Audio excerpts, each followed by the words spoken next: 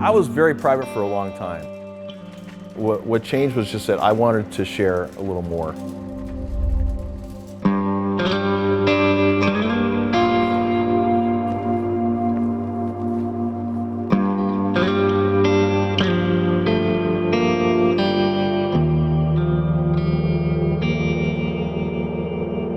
It's more about the hobby and the people in the hobby and the cars than just about me.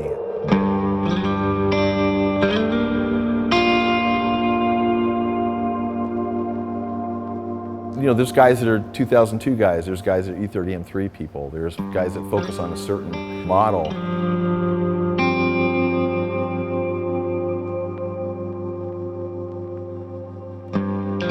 My name is Rey Rivera and I own the Reyn Speed Shop. Started the shop because I was having different people work on my cars and it was getting really expensive, and I thought, God, I got so many cars to work on all the time. And I thought, you know, let's just open my own shop and just work on my own stuff and kind of keep it in-house.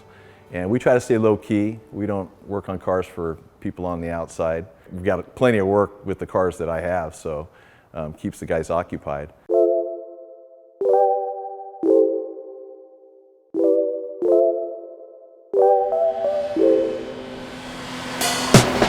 I think it's got to be cool. I mean, I try to make, for me, you know, again, it's my personal taste. And then also my guys, like I'll always ask my shop guy, hey, what do you think? You know, how do you think those wheels look good on there? Or what size tire? Or, you know, we're going to do a build. And they've got some say too, because it's not fun to build something you don't want to build, right? So it's kind of a team effort, and that's kind of the thrust of the shop. It's crazy because for me, I have a hard time not modifying a car, you know, because I just really enjoy doing that. So basically maintaining the cars, but we're always building something in here. With the BMW brand, they're like Legos. You know, you can move a motor from one car to another, six-cylinder to six-cylinder car, and they've got many different variations that you could go into. It makes it really fun for me to stick with BMW as a brand and all the interaction relative to the pieces that go from one car to another.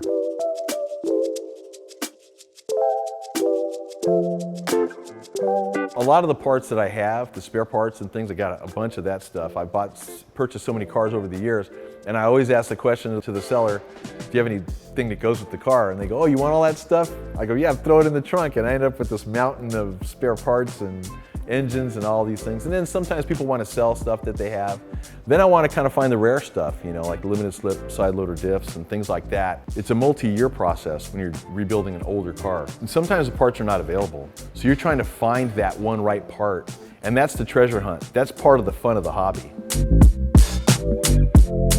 For Monterey this year, I'm taking a Golf E12 M30i MLE clone. I'm taking my 1988 E30 M3, and I'm taking my 1967 2000 CS. It's a really nice car. It's a 67. It's pretty much a bone stock car, except I had to do my thing. I can't leave them alone. You know, I put Alpina Barani wire wheels on them and an Alpina steering wheel, but other than that, it's a bone stock car. And then I'm taking my E30 M3 for Radwood.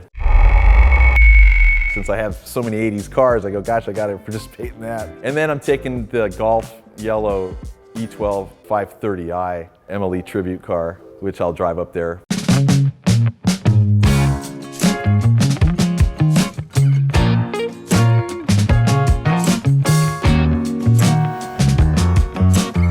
The way I like to do and the way I want my car to look, it's gotta look right for me, you know, so the engine bay has to be clean and organized. And I like to have kind of a factory look to it, which I think we're able to achieve on that car. There's an old saying, you can get to 97% of the build, it's the last 3% that's the hardest.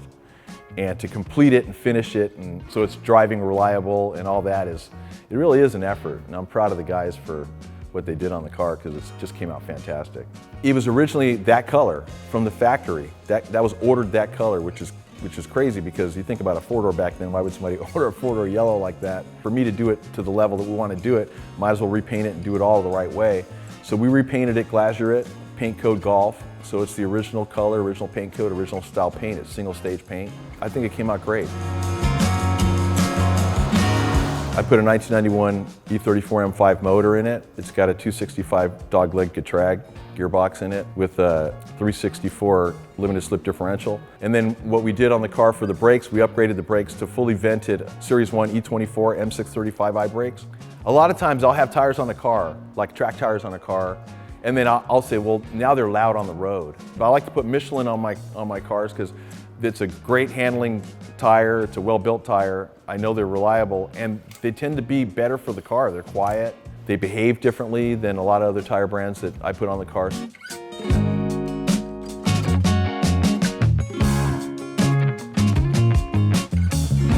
And then for interior, I put Period Shield buckets in it. We upholstered it all to match. And then Period Motorsport steering wheel for E12, which is what they had on the MLE cars. And then I put an E30 M3 DTM shifter in it.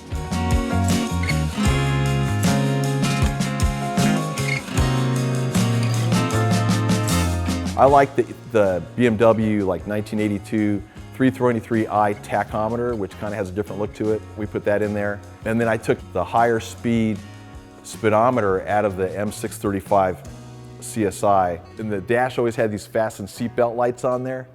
And Jason came up with the idea. He says, hey, I know what I'm gonna do. I'm gonna get rid of that ugly fasten seatbelt and replace it with the same looking little panel, but instead it'll be the shift light. So when it hits the point of shifting, the buzzer will go off and a red light comes on. It tells you when to shift. And then the Period wheels, it took me a while to find those Period deep dish BBS Molly wheels from 1974 for the car. And then we did all the things that you do when you rebuild a car. We changed all the fasteners, everything's new on the car. We build this whole car. We changed the motor, we changed every major component on the car.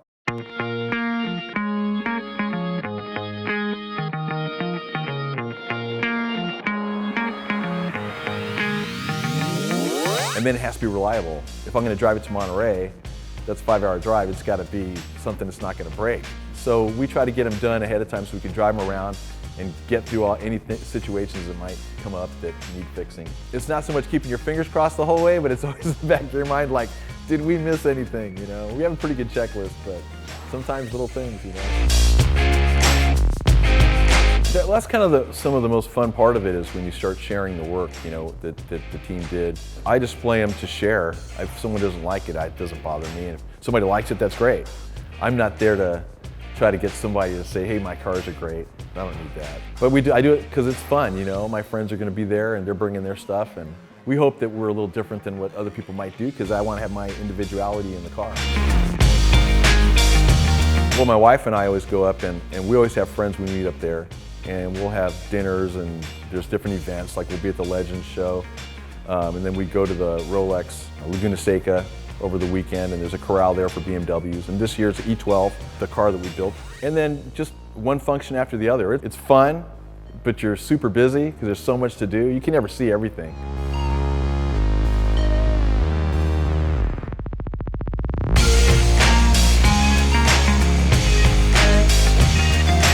Working on cars is a wonderful distraction from your day-to-day life because when you're working on your car and you want to do the right thing to it, you know, you're not thinking of everything else. You're not stressed out about the bills you got to pay or somebody's arguing with you or you're stressed out about something.